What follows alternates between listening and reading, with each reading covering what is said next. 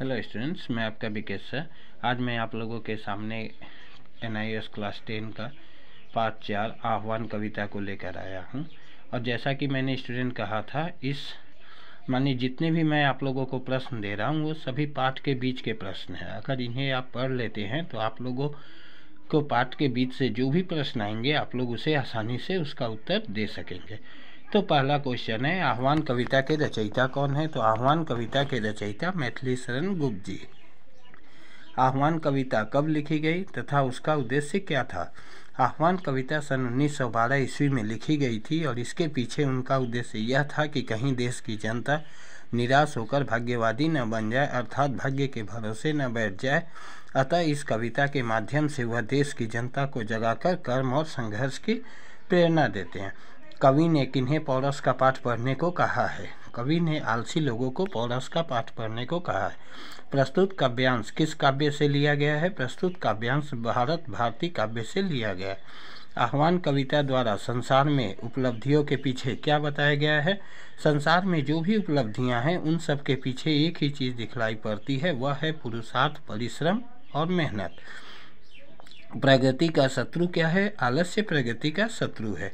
कवि भारतवासियों से क्या आह्वान करते हैं? कवि कहते हैं, हे भारतवासियों, निरर्थक अर्थात बेकार क्यों बैठे हो?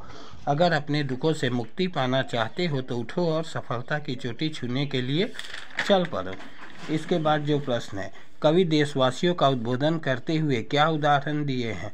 कवि देशवासियों का उद्बोधन करते हुए कवि उदाहरण देते हुए कहते हैं कि तुम जानते हो कि सामने रखा निवाला भी अपने आप मुंह में नहीं जाता।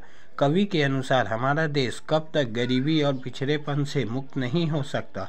कवि कहते हैं कि भारत अनेक धर्म, जातियों एवं संप्रदायों का देश है। जब तक सब लोग एकजुट होकर देश के विकास के लिए कार्य नहीं करेंगे तब तक देश गुलामी, गरीबी और पिछड़ेपन से मुक्त नहीं हो सकता। कवि सभी जातियों व संप्रदायों के लोगों से क्या आग्रह किया?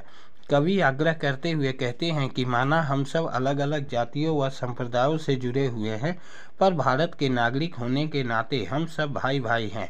इसलिए हम सब मिलकर पूरे देश को एकता के सूत्र में बांधकर और सुख शांतिमय उद्देश्य को पूरा करने के लिए काम करें। भाग्यवाद मनुष्य को क्या बना देता है? भाग्यवाद मनुष्य को आलसी बना देता है।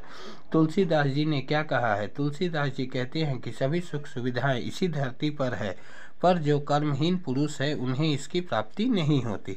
आलसी लोग विपत्ति में क्या करते हैं? आलसी लोग कर्म नहीं करते और विपत्ति आने पर केवल भाग्य को दोष देते हैं। जो लोग कभी पीछे थे वे कैसे आगे बढ़ गए? कठिन परिश्रम करके। और अंतिम जो प्रश्न बनता है, बनती नहीं क्या एक माला विविध सुमनों की कहो, से कवि का क्या तात्पर्य है? कवि कहते हैं कि अनेक प्रकार के फूलों से एक माला नहीं बन सकती। बन सकती है, ठीक क्या नहीं बन सकती? बन सकती है। ठीक उसी प्रकार हम अनेक भाषाएं बोलने वाले, विभिन्न धर्मों के अलग अलग प्रदेशों में रहने वाले लोग मिलकर देश को एक बनाकर उसे बेहतर ढंग से मजबूत कर सकते हैं।